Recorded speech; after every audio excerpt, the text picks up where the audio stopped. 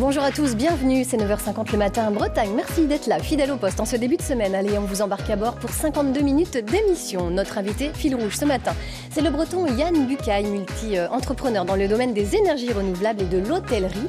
Il est aussi le fondateur de Joyeux, un concept de coffee shop audacieux qui emploie des personnes porteuses d'un handicap mental ou cognitif.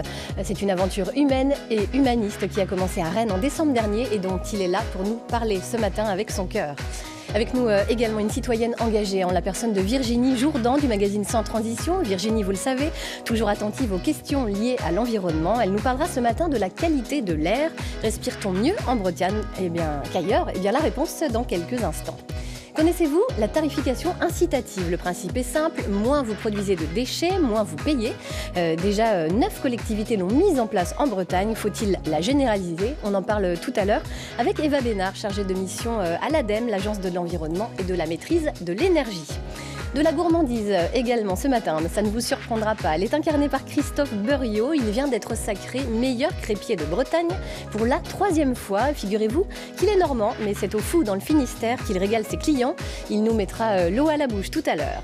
Enfin, dans notre rubrique Solidarité, Théo Skubla, cofondateur de l'association Wintegrate, viendra nous présenter un programme qui redonne vie au projet professionnel des réfugiés. Sans oublier, en fin d'émission, comme d'habitude, le débriefing inspiré de la comédienne Catherine Bossard. Voilà pour le menu du jour. Bon début de semaine à tous. Bonjour, bienvenue.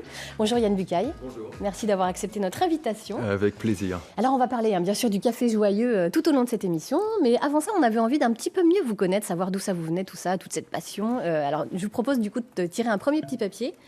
On va en savoir un petit peu plus sur vous. Que va-t-il sortir ? Emerald Ferries. Qu'est-ce que ça vous évoque, Emerald Ferries ? Emerald Ferries, c'est une entreprise qui a été fondée par mon grand-père, qui était notaire parisien et qui s'est installé en Bretagne pour fonder cette entreprise qui faisait du transport de passagers et de voitures entre Saint-Malo et Jersey. Il y avait un fameux ferry qui s'appelle le Solidor, qui est assez connu sur la côte d'Emeraude. Et la petite histoire, c'est que le jour de l'inauguration, alors qu'il avait invité beaucoup de médias, et notamment une association de propriétaires de véhicules anciens pour aller à Jersey, le bateau, en sortant du port, tape sur un rocher et coule devant tous les journalistes. Ça commençait bien. Wow. Et ça m'a donné un petit peu la prise de conscience que l'entrepreneuriat, c'est les prises de risques. Il se trouve que mon grand-père a travaillé beaucoup, très dur, et l'entreprise a été florissante pendant des années. Ça a bien marché. C'est une belle histoire parce que ça permettait de créer le lien entre des Jersiais, donc des anglo-saxons, et des Français, des Bretons, de la côte d'Emeraude. Et puis c'était aussi un passionné de voile, comme vous. Alors justement, on va en savoir un petit peu plus si vous tirez le deuxième petit papier. Le deuxième petit papier, c'est la Coupe de l'América, qui, dans le monde de la compétition de la voile, est sans doute une des compétitions les plus prestigieuses. Et j'ai eu la chance de participer à cette régate en 1995 en tant qu'équipier de Marc Pajot. Oui. Et c'est vrai que ça a été pour moi une grande chance, une énorme aventure, parce qu'on est vraiment au contact des meilleurs dans le monde de la voile, et aussi une vraie leçon d'équipe. Je pense qu'avoir appris le management, alors que j'avais fait une école de commerce auparavant, mais j'ai plus appris en management à bord d'un bateau comme ça, où on se retrouve à 16 à bord, à vouloir gagner la petite seconde qui fera la différence. Donc c'était une belle histoire, une belle aventure à San Diego en 95. Vous avez même hésité à devenir marin professionnel. Bon, finalement, c'est l'entrepreneuriat qui a gagné, mais on l'évoquera tout à l'heure. C'est exact. Je sais que vous êtes sensible à l'environnement, bien entendu également. On va retrouver tout de suite une habituée de l'émission. Elle est toujours en alerte sur ces questions-là. C'est Virginie Jourdan qui est journaliste au magazine Sans Transition. On l'accueille. Bonjour Virginie. Bonjour. Vous allez trouver un écho chez Yann, forcément, parce qu'il est très sensible à ces thématiques-là. Alors ce matin, vous allez nous parler de quoi ? Dites-nous. Alors ce matin, je vais parler à nouveau de la qualité de l'air. On en a parlé il y a 2 semaines. On avait donné l'exemple de citoyens, notamment à Rennes, qui prennent la mesure de la qualité de l'air dans le centre-ville et dans leur quartier. Et cette semaine, on revient plus globalement sur cette question qui est assez méconnue, alors qu'aujourd'hui, c'est vraiment un véritable sujet de santé publique, puisque l'Institut national de recherche médicale de santé et de recherche médicale, l'INSERM, mais aussi l'Agence nationale de santé, alimentation, environnement, travail, qui s'appelle l'ANSES, et également Santé publique France, étudie très finement cette question pour mieux la faire connaître. Alors, est-ce qu'on respire mieux en Bretagne qu'ailleurs? Parce que c'est ça finalement qui nous intéresse. Oui, alors pour répondre à la question, il faut d'abord faire tomber des préjugés. Alors une chose est sûre, contrairement au couloir rhodanien ou au nord de la France ou à la région parisienne, on est naturellement moins exposé aux polluants. Pour autant, même si nous avons beaucoup de pluie et beaucoup de vent en Bretagne, que ce soit à Brest et même jusqu'à Rennes, sur toute la côte bretonne, les villes de Bretagne et la Bretagne dans sa globalité n'est pas forcément épargnée ni par des épisodes de pollution, ni par cette question de qualité de l'air.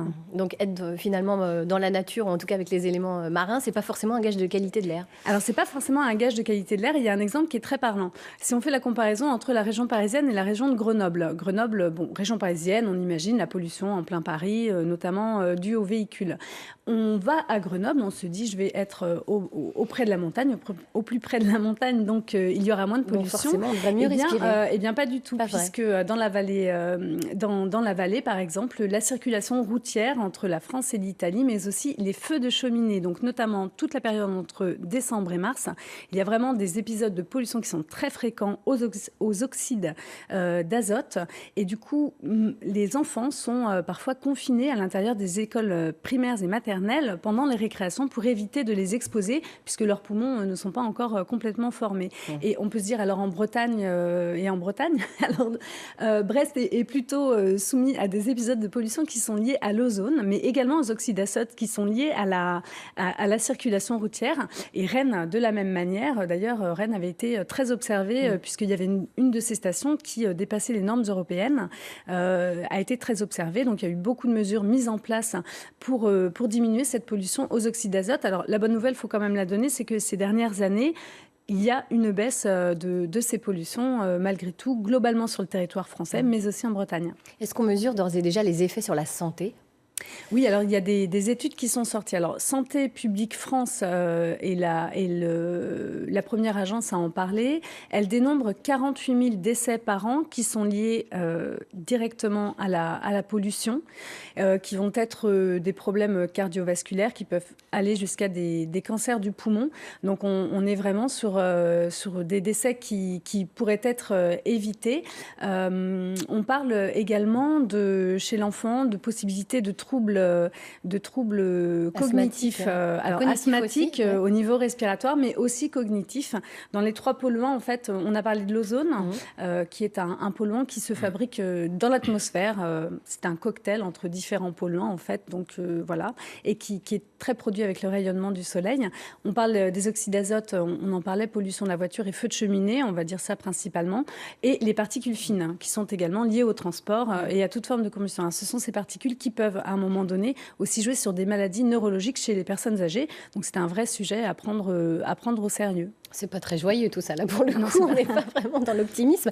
Malgré tout, est-ce qu'on peut agir sur ces émissions Oui, donc on l'a Qu'est-ce qu'on peut faire? Alors d'abord, on l'a vu, il y a quand même des choses qui ont été faites, notamment pour mieux organiser ou baisser le transport. Et bientôt, avec la baisse aussi des véhicules diesel, on va aller vers une diminution de ces pollutions. Pour autant, elles sont présentes, elles ne viennent pas forcément de France. Elles circulent à travers l'Europe. Hein. Les courants d'air, ça ne s'arrête pas aux frontières. Hein, donc, alors agir, nous, à l'échelle de chaque citoyen, on peut faire attention à son chauffage.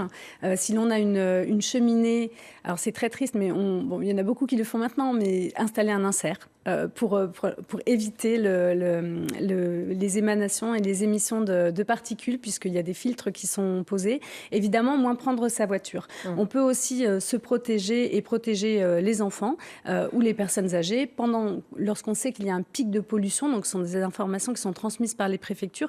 On évite de trop sortir les enfants, de trop les exposer. Et c'est vraiment valable en Bretagne. Hein. Et on les masques, ça sert à quelque chose là, les alors, masques. l'ANSES est en train de faire une étude. J'ai posé la même question. On m'a dit, pour l'instant, on ne dit rien. L'étude est en cours. Et d'ailleurs, je ne manquerai pas d'essayer de trouver les résultats pour voir si les masques sont efficaces. Hein. On compte sur vous. Yann, c'est un sujet qui vous touche énormément, l'environnement aussi. Oui, ça me touche. J'ai eu la chance de beaucoup voyager dans ma vie. Et la première fois que je suis allé en Asie, plus particulièrement en Chine, à Shanghai, c'était en 2002. Donc il y a une bonne quinzaine d'années. Et j'étais déjà étonné de voir tous ces Chinois avec leur masque. Ouais. Et c'est vrai que la qualité de l'air, c'est un sujet de santé, vous l'avez dit. Je pense que c'est un sujet de société et c'est un sujet qui concerne la planète entière. On est plutôt épargné en France, mais par rapport à la Chine, voilà. Donc moi, à mon niveau, j'ai eu la chance en tant qu'entrepreneur de rencontrer des gens assez actifs dans tout ce qui est forêt. Et donc, on a créé une société qui s'appelle Emerald Reforest, où on fait de la reforestation. C'est-à-dire qu'on plante des arbres. Et j'ai appris, en fin de compte, au départ, ce qui m'intéressait, c'était d'acheter des forêts existantes en France, en me disant, c'est l'arbre qui va nous oxygéner. Et en réalité, des chênes centenaires qui existent, qui sont là depuis toujours, ont déjà fait leur job. Ce qui compte, c'est un arbre qui grandit. Et donc l'idée, c'est plutôt de planter une petite graine, et quand il pousse, c'est là qu'il capte le carbone, et c'est là je pense, qu'il contribue peut-être à purifier l'air. Et plus il grandit vite, mieux il se porte. Donc on fait avec ça de la pâte à papier, on fait des planches pour du mobilier. Voilà, c'est une petite activité. On a planté 65 000 arbres il y a 3 ans. Et ça, une petite activité voilà. Quand même, 65 000 arbres. Dans le monde de la forestation, c'est tout petit, mais en tout cas, c'est une petite pierre. Une petite pierre, à l'édifice. C'est très satisfaisant. Alors, petite pierre, vous en avez posé pas mal, des petites pierres, justement. Hein. Vous avez, avec votre épouse Lidwin, vous êtes à l'origine d'Emerald Voile Solidaire. C'est une association qui, depuis 2011, vise à proposer des sorties en mer. Quelle a été la démarche? Expliquez-nous un petit peu comment c'est né tout ça. C'est né d'abord de notre passion pour la voile et d'essayer de trouver un moyen de permettre à des gens qui ne connaissent pas la mer, parce que quand vous avez navigué un peu sur tous les océans, ce qui était mon cas à l'époque quand je faisais beaucoup de compétitions, vous rentrez à quai en disant à vos amis, tu ne peux pas comprendre. Tu peux pas t'imaginer comme c'est beau. Et alors là, pour le coup, là, on respire bien. Quand vous vous retrouvez au milieu de l'Atlantique. Et en fait, cette idée, c'était de dire, mais comment est-ce que je peux partager cette passion avec des gens qui ne connaissent pas le bateau et même certains qui ne connaissent pas la mer. Non, mais vous ne vouliez pas la partager avec n'importe qui, avec des gens plutôt en difficulté, en fait. Oui, en fait, l'idée, c'est plutôt de dire, la partager avec des gens qui n'ont pas la possibilité. Parce que finalement, des gens qui font du bateau, le bateau, c'est devenu, la voile, c'est devenu presque banal. Or, on a pris conscience que même en Bretagne, certaines personnes n'ont jamais vu la mer. Donc, on a fait construire ce catamaran, qui est un beau bateau, un bateau rapide, parce que l'idée, c'était quand même d'être toujours dans cet esprit de compétition, mais accessible à tous. On peut monter à bord en fauteuil roulant, et on s'est entouré d'une équipe fantastique, un garçon qui s'appelle Laurent Bréguin, avec toute une équipe autour. On a 60 bénévoles qui donnent de leur temps pour ça. Et ce bateau s'appelle Ephata. Oui. Ça veut dire quoi? Ephata, c'est de l'araméen. Ça vient d'un passage dans la Bible où Jésus guérit un malade et il lui dit « ouvre-toi ». Et en fait, ça veut dire « ouvre ton cœur ». Pour nous, c'est une façon peut-être de nous dire à nous « ouvre-toi, Yann », à des personnes que tu n'as pas l'habitude de rencontrer dans le monde de l'entreprise. Et c'est vrai qu'on embarque sur ce bateau des personnes qui viennent de tous horizons, des personnes malades, des personnes fragiles, des personnes hospitalisées, des instituts médico-éducatifs, des personnes âgées avec des EHPAD. On embarque des prisonniers plusieurs fois par an. On a fait une sortie avec des prostituées qui viennent du bois de Vincennes, de Paris. Donc, c'est des origines très différentes, des personnes qui sont en souffrance parce qu'elles sont marginalisées, parce qu'elles sont fragilisées. Et en réalité, ce qui est assez intéressant, c'est que tous ces bénévoles qui viennent et qui reviennent, au départ, ils viennent pour le bateau. parce que c'est un beau bateau qui va vite, c'est sans doute le plus beau bateau de la baie, c'est ce qu'on leur dit. Mais ils nous le disent, ils reviennent parce qu'ils sont touchés par les invités, par ces gens, ces marins d'un jour, comme on les appelle, qui viennent juste une fois pour naviguer avec nous, et ça crée des relations et des échanges assez édifiants parfois. Vous avez le sentiment d'avoir pris la plus belle décision de votre vie quand vous avez créé cette association finalement ? Oui, je pense. Oui, je pense, parce que d'abord, c'est une décision qui s'est combinée avec le fait de venir s'installer en Bretagne. Ça, c'était une très bonne décision. Une très bonne décision. Parce que mon entreprise étant basée à Paris, nous habitions jusqu'à il y a 7 ans à Paris avec ma famille. Et donc, on a bénéficié d'une meilleure qualité de l'air grâce à ça. Et quand on s'est installé à Saint-Lunaire, c'était pour lancer ce projet d'association qui nous a permis de naviguer avec plus de 6000 personnes différentes. On a fait 450 sorties, on fait à peu près 70 sorties par an. Et oui, c'est la plus belle décision, parce que c'est pas une décision qui a permis à des gens de naviguer, non. Ça, j'ai pas la prétention de guérir les gens, mais peut-être que c'est une décision qui m'a permis de me transformer, moi. Donc oui, c'était une belle décision. Alors, parmi ces rencontres là, que vous avez faites justement sur ce bateau, il y en a une en particulier qui a déclenché la suite. On va juste en parler rapidement avant d'évoquer bien plus tard dans l'émission le Café Joyeux, mais une rencontre. Théo, 20 ans. Qu'est-ce qui s'est passé ? Alors, à la fin d'une sortie, d'une navigation qui s'était bien passée, je me demande même si ce jour-là, on n'avait pas vu des dauphins, ce qui est forcément une belle nouvelle. Ce garçon, Théo, qui a des troubles autistiques, vient me voir et me dit « Captain, c'était une belle sortie, c'était bien, merci, Captain ». Tout le temps, il était là à me dire merci. Et je lui dis « Mais Théo, avec plaisir, c'est grâce à toi qu'on fait ça. Si tu n'étais pas là, on n'aurait pas initié tout ce projet avec tous ces bénévoles. » Et puis il insiste, et puis il me prend le bras et me dit « Merci, Captain ». Et puis je sens qu'il voulait me dire autre chose. Je lui dis « Théo, tu veux me poser une question ?» Il me dit « Oui, Captain, il paraît que toi, tu es patron. T'as pas un métier pour moi ?» En me regardant dans les yeux comme ça, me fixant du regard. Et là, je suis resté sans rien dire, parce que j'avais rien à dire. Et puis il attendait ma réponse, et j'ai fini par lui dire « Non, Théo, j'ai pas de métier pour toi. » Et son visage s'est renfermé. Il a commencé par d'abord être triste, puis il s'est mis en colère. Et puis il m'a dit « C'est pas juste. Parce que oui, je suis handicapé, mais je peux être utile. Je veux travailler. » Et voilà, on s'est quitté comme ça. Et je suis resté tout bête. Et ça m'a empêché de dormir longtemps. Voilà, donc et un jour, vous avez eu du travail pour lui, mais ça, on le racontera tout à l'heure, cette belle histoire. On va maintenant rester dans le domaine de l'environnement. Yann, on va passer justement à la réduction des déchets pour nous encourager. Si finalement on s'attaquait à notre portefeuille, c'est un peu le principe de la tarification incitative. Les détails tout de suite avec Eva Bénard, chargée de mission de l'ADEME, l'Agence de l'environnement et de la maîtrise de l'énergie.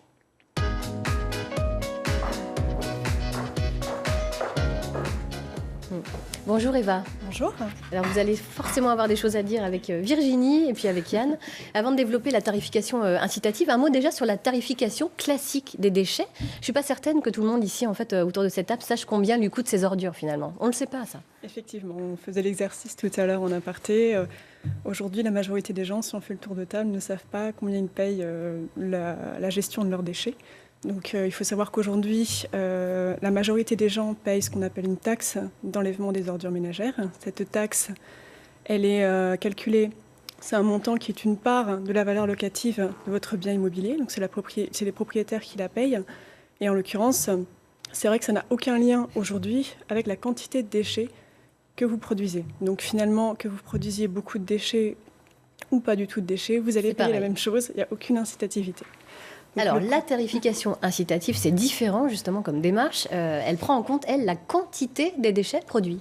Voilà, le principe, c'est exactement comme quand vous payez, par exemple, votre facture d'eau, votre facture d'énergie, votre facture de gaz. Vous avez une part fixe et vous avez une part variable en fonction de la quantité de gaz, d'électricité ou d'eau que vous consommez. Là, le principe de la tarification incitative, c'est de se dire il y a une part fixe, parce qu'il faut bien payer le service de gestion des déchets. Mais il y a aussi une part qui est incitative dans le sens où, en fonction de la quantité de déchets que vous produisez, vous allez payer plus ou moins. Alors, je vous propose qu'on regarde un petit exemple dans une commune en Ille-et-Vilaine. C'est un reportage de Sylvaine Saliou et Christophe Rousseau. Les poubelles sont de sortie ces jours de collecte. Petit bac pour un couple ou une personne seule, grand bac pour famille avec enfants. Depuis 2005, ces habitants paient le traitement de leurs déchets selon le volume qu'ils produisent. Avant, j'avais une grande, puis j'ai demandé à avoir une petite. Puis là, ils m'ont changé. La devant, c'est moins cher. Non, ils ne sont pas passés. Ah non, ils leur prennent en passant, celle-là, c'est vrai.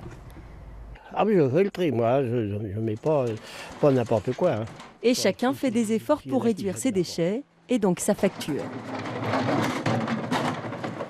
C'est toute la tonte va dans le parc aux poules. Je n'emmène jamais à la déchetterie, moi. Ben, pour le temps. Allez. Voilà, vous mourrez, ben, je suis vite dessus. Hein. On est passé de 256 kg par habitant en 2005 à 154 kg actuellement. Donc on observe 100 kg en fait, de réduction en 10 ans, donc c'est pas négligeable. Je pense que c'est aussi pour ça que qu'on peut dire que ça fonctionne bien chez nous. Alors voilà, ça fonctionne bien. 9 communes en Bretagne, me semble-t-il, ont déjà opté pour cette tarification incitative. Alors c'est 9 communautés de communes ou syndicats, donc ça comprend beaucoup plus de communes que ça. Ouais. Donc effectivement, il y en a 9 en Bretagne, il y en a un petit peu partout, alors plus en Ille-et-Vilaine, mais aujourd'hui c'est 9 collectivités, à peu près 12% de la population bretonne qui est couverte par une tarification incitative. Par rapport aux autres régions françaises, on est dans la moyenne? On n'est pas les meilleurs. On n'est pas les meilleurs. Malheureusement, on n'est pas les meilleurs. On n'est pas les moins bons non plus. On est loin derrière Grand Est ou encore Pays de la Loire, qui sont les régions les plus en avance sur ce sujet. Mais on progresse.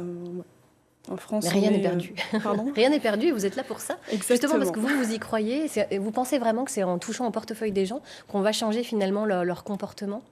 Alors c'est indéniable en fait. Quand on met en place une tarification incitative, et c'est pour ça que nous on insiste beaucoup là-dessus à l'ADEME, on voit la différence, c'est vraiment flagrant en fait. La poubelle grise, puisque c'est sur la poubelle grise finalement que cette incitativité elle va jouer, elle diminue de 30 à 50%. Donc on a vraiment un impact énorme. Très fort, on le voyait dans le reportage, ça réduit fortement la poubelle grise qui aujourd'hui, je le rappelle, est soit incinérée, soit enfouie. Il y a encore beaucoup de déchets qui sont enfouis en Bretagne.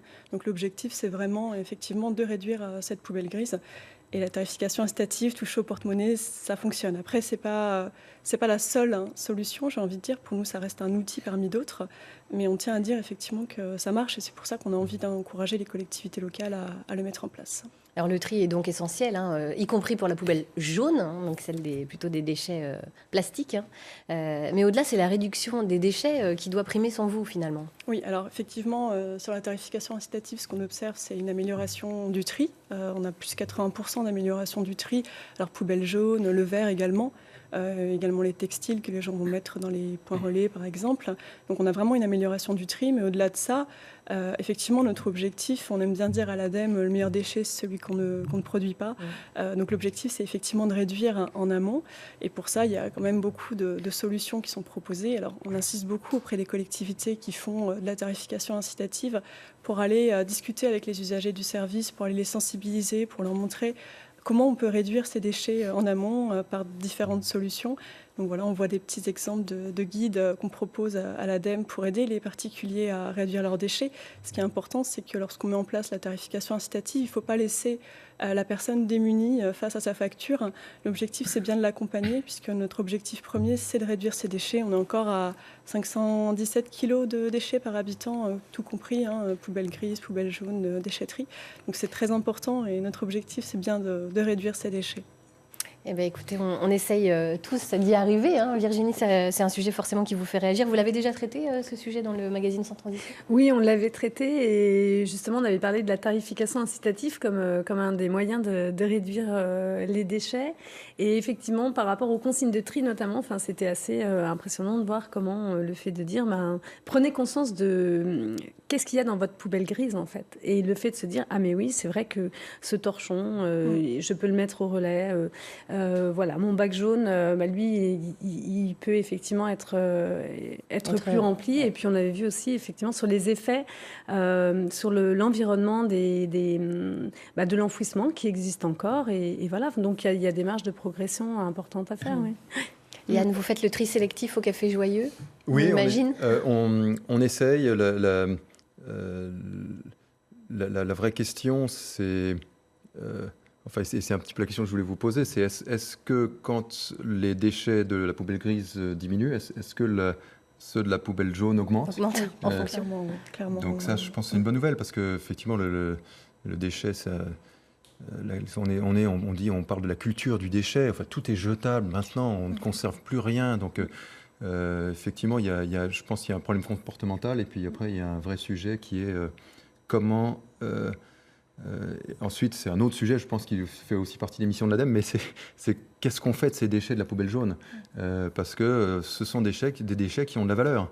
Et je pense que votre idée d'inciter les gens à payer moins quand ils ont moins de déchets, ce serait génial aussi de pouvoir les inciter à mettre plus de déchets dans la poubelle jaune, parce que ces déchets, on peut être valorisés aussi. Je pense que vous pensez aussi à ce genre de choses. Alors, il y a clairement effectivement une valorisation de ces déchets, donc c'est pour ça qu'on incite à augmenter le tri. Aujourd'hui, notamment en Bretagne, on est maintenant un Breton sur 2 qui peut mettre l'ensemble de ses emballages dans la poubelle jaune. Ça a changé également, les consignes de tri. Donc il y a une facilitation du geste de tri pour les usagers. Après, malgré tout, notre discours, ça reste effectivement la prévention. C'est quand même... le plus important, c'est avant tout d'éviter de jeter. On peut effectivement valoriser les déchets qui sont dans notre poubelle jaune, mais ça reste un déchet et ça reste très coûteux de traiter ces déchets. Donc il y a des améliorations des process de tri et des valorisations de différents plastiques, mais ça reste quelque chose de coûteux. Donc l'objectif, ça reste quand même de réduire. C'est le message qu'il faut absolument qu'on fasse passer. Mais... qui est passé ce matin, justement. Alors maintenant, vous nous avez parlé de Théo tout à l'heure, Yann Bucaille. Eh bien, on va découvrir le Café Joyeux, le travail que vous avez trouvé finalement à Théo. Avant d'en parler dans le détail avec vous, on va regarder ce reportage de Thierry Briet et Thierry Bouilly. Le café, certains l'aiment noir, brûlant ou autre. Ici, il est simplement joyeux. Il vous est servi avec le sourire et le cœur. Je viens servir les clients. Je sers les pâtisseries. Poisson chaud, poisson fraîche. C'est ça que je veux faire comme métier. Après, moi, je suis plus dans la cuisine, restauration. Mais sinon, ça me plaît. On est toujours là, on s'entraide en fait. Quand il y a quelqu'un qui est en galère, on va l'aider. On est toujours là pour les autres en fait. Les membres du personnel du Café Joyeux souffrent de handicap mental, ce qui ne les empêche pas de remplir consciencieusement une mission pour laquelle ils ont été soigneusement recrutés. Dans nos entretiens d'embauche, on passe un long moment avec chacun pour identifier son potentiel, ses compétences et puis surtout ses envies et qu'il puisse remplir effectivement les tâches attribuées à chaque poste. Et c'est grâce à ces compétences que le Café Joyeux peut être un vrai café convivial et accueillant et où l'on vient pour des produits de qualité et des pâtisseries maison dans un cadre où le regard aussi se régale. La clientèle a compris le message. C'est vraiment chouette d'avoir un endroit où on boit un café et en même temps on sait que ça fait travailler des personnes qui n'ont pas, du moins accès à l'emploi que le reste de la population, donc c'est bien, c'est chouette. La réussite de l'entreprise semble donc en bonne voie, mais le plus dur, une vraie insertion des handicapés, reste peut-être à faire. Cette exclusion, elle ne vient pas de la différence des gens, elle vient du regard que portent des gens comme vous et moi sur des personnes qui sont porteurs d'un handicap mental.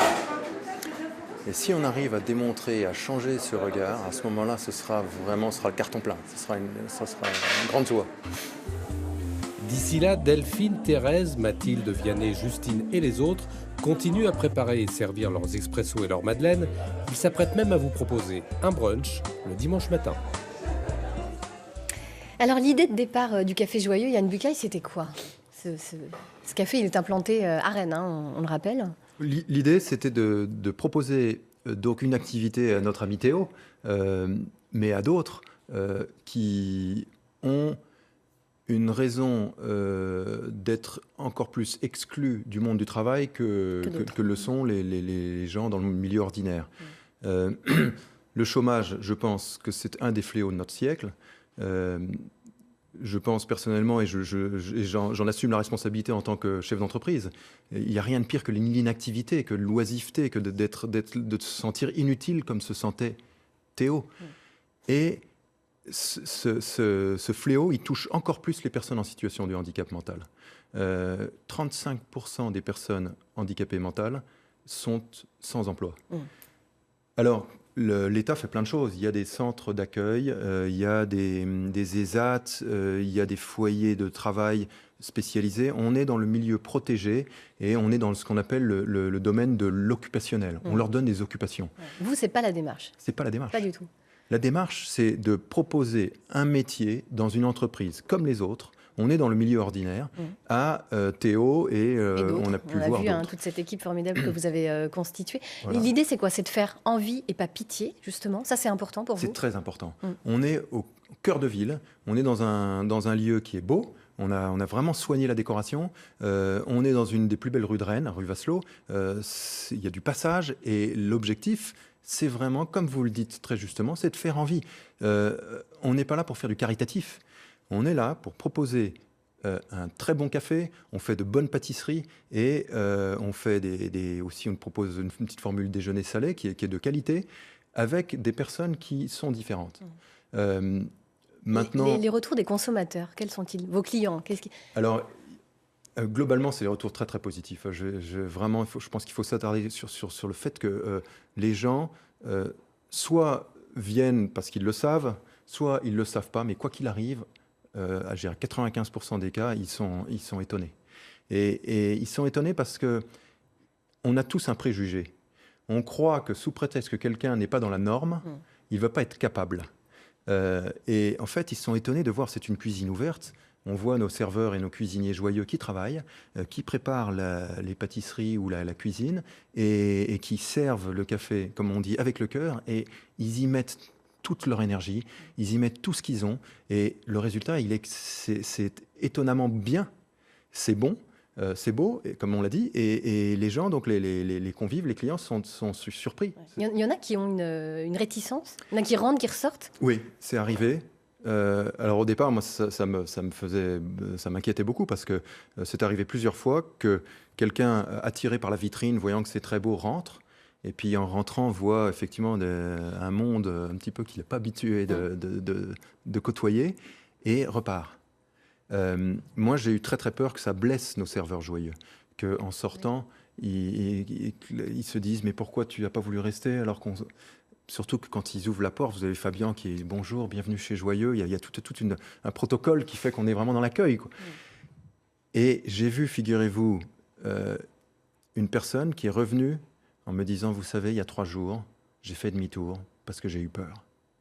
Mais ça m'a travaillé et voilà, donc je reviens parce que je suis attiré, je veux comprendre. » Et c'est ça l'objectif, la vraie finalité. Le café n'est qu'un prétexte. La vraie finalité, c'est de favoriser la rencontre, de créer effectivement de la mixité est possible. Et la mixité peut être à la fois performante, comme on l'a dit, et en même temps, elle est source de richesse.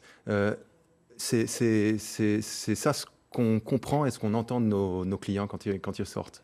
Est-ce que vous avez envie de créer d'autres cafés joyeux pour justement... continuer cette aventure un peu ailleurs? Oui, on aimerait bien parce que d'abord on a des appels de pas mal de gens qui soit des familles de parents d'enfants trisomiques ou d'enfants autistes qui voudraient, effectivement, sont très préoccupés de savoir qu'est-ce que va devenir leur enfant. Donc ils disent, mais je voulais pas créer un joyeux chez moi dans ma ville. Donc on se dit, si j'en ai la possibilité, pourquoi pas? Et puis parce que je pense sincèrement que le constat, c'est que dans ce monde de la performance, de la loi du plus fort, plus particulièrement dans le monde de l'entreprise, où c'est que le plus beau qui règne, le meilleur, le plus costaud, c'est toujours un combat de muscles, quoi. Eh bien, on a mis de côté, on a mis à l'écart la fragilité, alors que... en fait, la prise de conscience qu'on a eue avec mon épouse, c'est que est-ce que le handicap, finalement, c'est pas... le fait de rejeter la différence. C'est peut-être nous, les personnes handicapées, les premiers.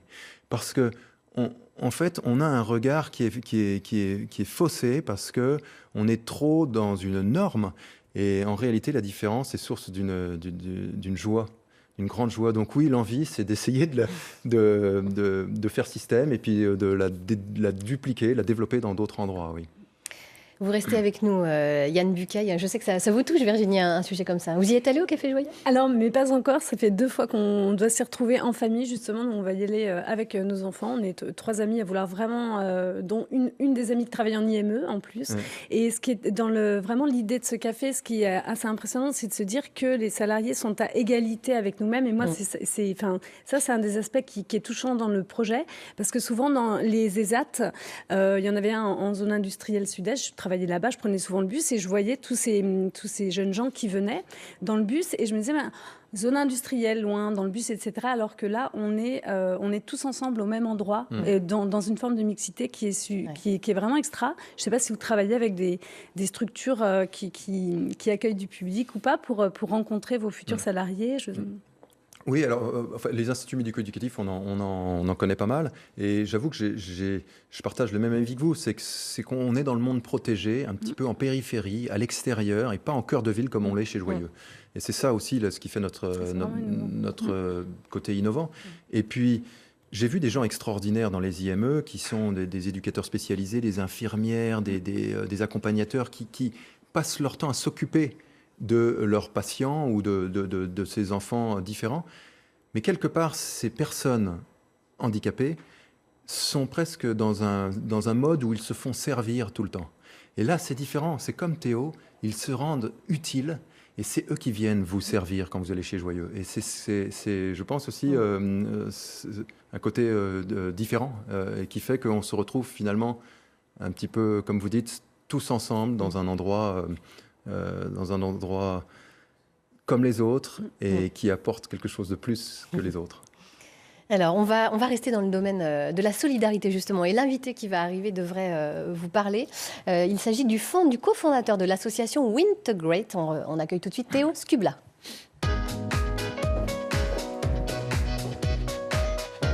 Bonjour Théo. Alors, vous allez pouvoir nous en dire un petit peu plus sur votre association. Comment est-elle née et quel est son objet ? Alors, Wintegrate, c'est une association qui est née en 2015, septembre 2015, à partir d'un constat, celui du différentiel qu'il y a d'un côté entre le potentiel des personnes réfugiées et de l'autre, leur situation réelle, ce qu'elles en font vraiment. Et ce fossé, ce gap, pour nous, c'est un gâchis de talent. Et c'est pour ça qu'on a créé Wintegrate, pour redonner vie au projet professionnel des personnes réfugiées. Avec une conviction, justement, c'est qu'on peut engager les grandes écoles et universités pour créer des programmes courts, intensif et permettre justement aux personnes réfugiées de reprendre ce parcours. Parce que souvent, elles laissent leurs études dans leur pays d'origine, absolument, alors qu'elles ont souvent des très beaux parcours et des beaux projets. Combien de réfugiés arrivent en France chaque année, chez nous ? Alors, sur l'année 2017, il y a eu 100 000 personnes qui ont fait leur demande d'asile. À peu près 35%, 40% des personnes, on va dire, obtiennent le statut de réfugié. Donc, ça reste une goutte d'eau, je dirais, dans l'océan. C'est jamais plus de 40 000 personnes qui sont réfugiées par an. Donc, c'est très peu. De quelle façon fonctionne votre association ? Est-ce qu'il y a des critères à remplir en particulier pour pouvoir accéder à ce programme Wintegrate ? Alors aujourd'hui, pour accéder au programme Wintegrate, il faut avoir plus de 18 ans. Ça veut dire que ça peut aller jusqu'à 60 ans, 65 ans. L'essentiel, c'est d'avoir aussi, je dirais, un équivalent bac ou plus. Il faut savoir qu'aujourd'hui, plus de 60% des personnes réfugiées sont qualifiées. Donc on s'adresse quand même à une majorité de personnes réfugiées. Et après, derrière, on sélectionne les personnes sur leur potentiel, sur leur motivation avant tout. Puisque, hélas encore, trop de personnes, je dirais, on a plus de candidats que de places à offrir. Alors, je vous propose de regarder justement tout de suite les témoignages de quelques réfugiés en images et on en reparle juste après.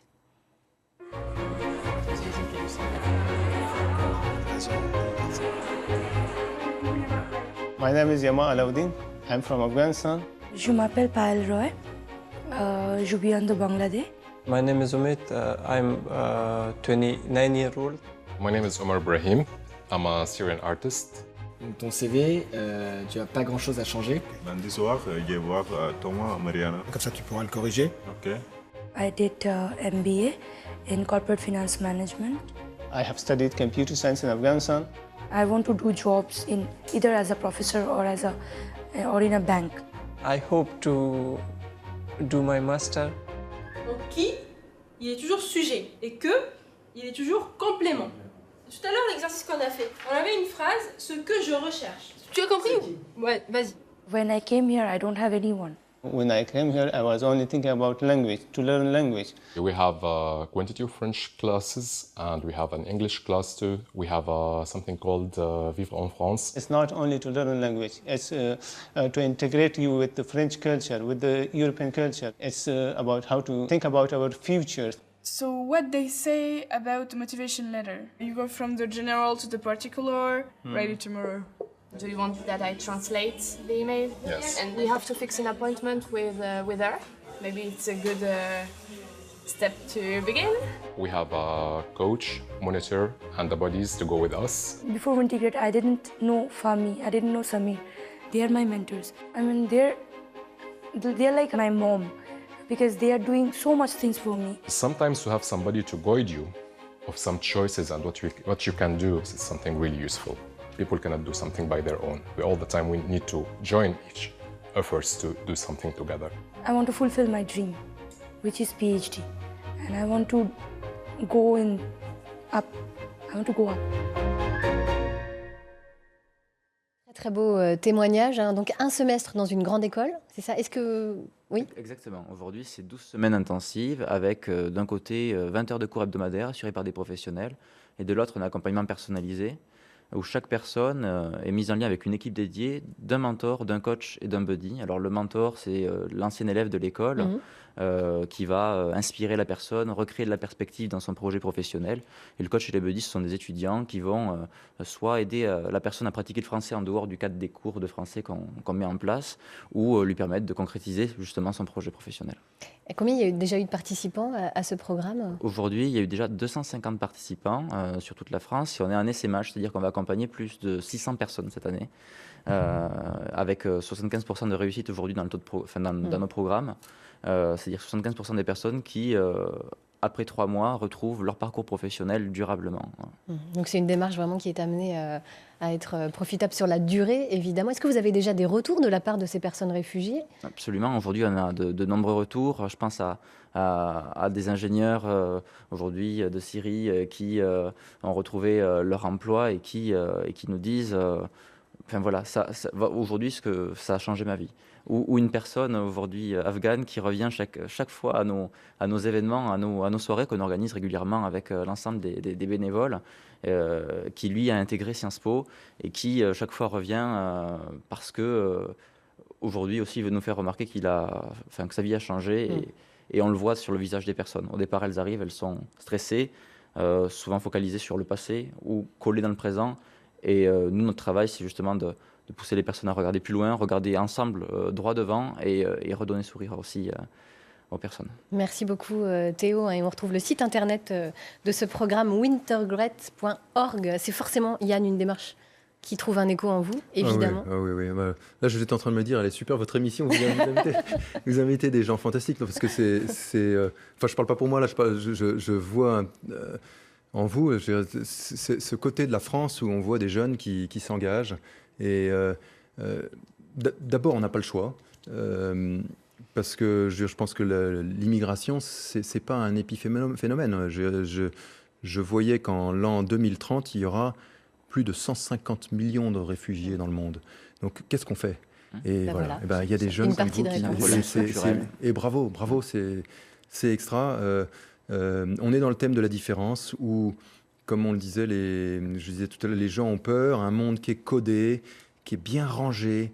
On n'aime pas être dérangé. C'est toute la problématique des migrants ou des réfugiés. Et pourtant, quand on accepte de faire un petit peu ce que vous faites, ou quand les gens acceptent de dire qu'il faut se faire un petit peu violence en disant mais je vais aller donner un cours de français à Omar ou à Mahmoud ou à je sais qui vient d'Afghanistan ou de Bangladesh, eh bien à ce moment-là, il se passe quelque chose de magnifique. Absolument. Et notre travail, c'est vraiment de montrer que derrière le problème, il y a une opportunité et qu'on peut tous la saisir justement pour la valoriser. Nous avons eu... Pardon. Je vous en prie. Non, mais par rapport au sujet, c'est un sujet qui nous est très cher parce qu'en famille, on a eu la chance d'accueillir une famille d'Irakiens qui venaient de Karakosh, un village chrétien qui a été complètement décimé par Daesh. Et ils ont habité chez nous pendant 9 mois. Et je peux vous dire que ça a changé notre façon de voir les choses en famille, quoi. Ouais. Et il y a des initiatives assez assez étonnante grâce à des associations comme vous qui font que ces personnes qui viennent de très loin, d'abord on n'imagine pas dans quel état de détresse ils sont en arrivant, et ensuite ils ont tellement à nous apprendre et tellement à nous apporter que il faut faire ce que vous faites, quoi. Ben voilà. Un grand bravo, Théo. Alors, je vous avais promis un peu de gourmandise dans le sommaire de cette émission. Eh bien, on y est, puisqu'on va tout de suite accueillir le meilleur crêpier de Bretagne, Christophe Beuriot.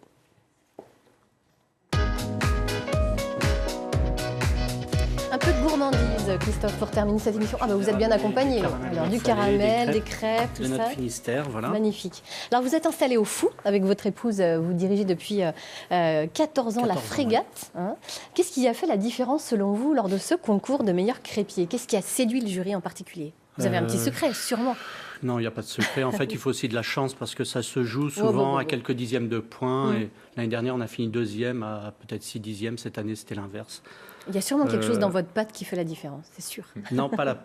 Enfin, oui, la pâte, en fait... Livrez-nous un secret.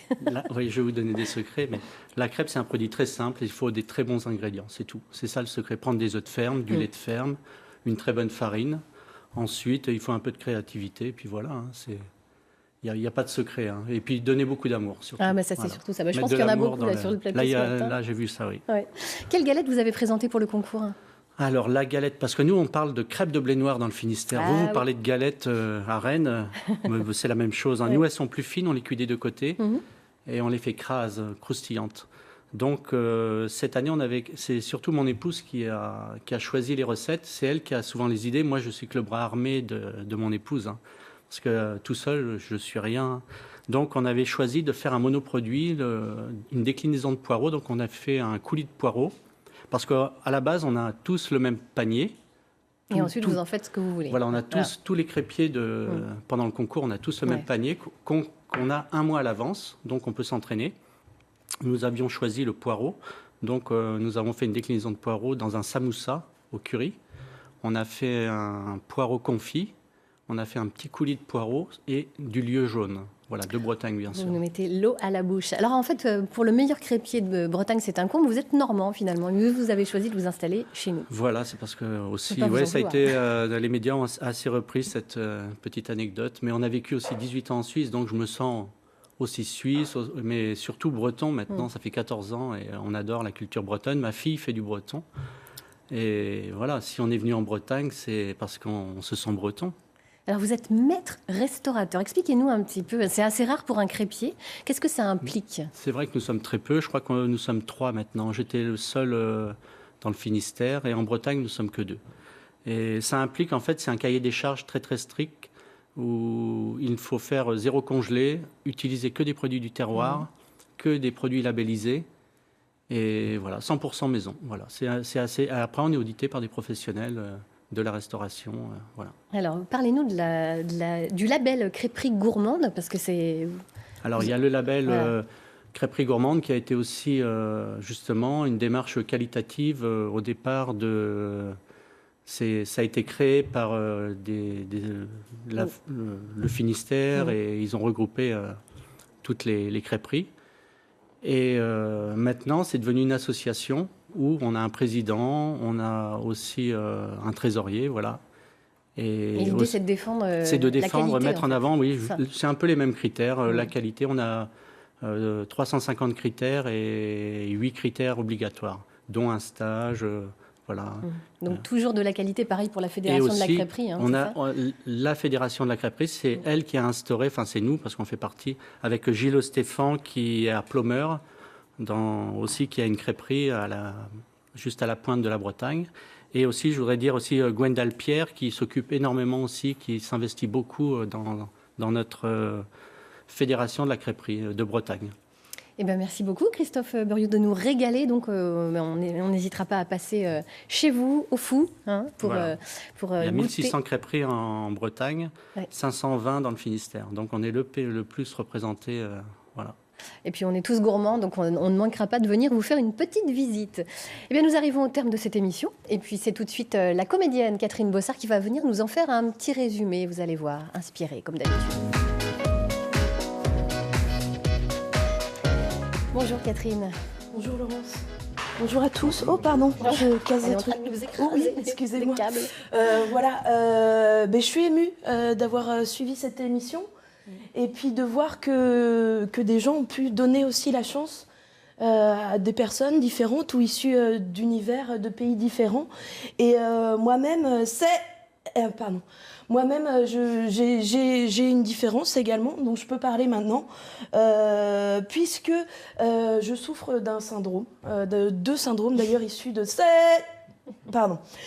dérivé du syndrome Gilles de la Tourette. Voilà, et notamment une périgourdine, une beurre sucre, et notamment le syndrome crampouze, qui m'a empêché de travailler dans des crêperies, 3 fromages et un steak haché. Voilà, parce que justement ça crée un peu de trouble dans la prise de commande au niveau d'une caramel au beurre salé, 2 bolets de cidre. Voilà, dans la prise de commande, donc voilà. Mais par contre, j'ai pu travailler sur la prise une œuf tomate, sur la prise de mesures sur la qualité de l'air, parce que j'étais proche rocade et c'était possible de 2 complètes de pouvoir continuer ce travail. Donc c'est possible, voilà, c'est une situation de handicap, ça veut dire que par exemple, là où c'est handicapant, par exemple pour travailler dans une crêperie, une œuf tomate, c'est possible pour moi de travailler aussi dans un autre milieu.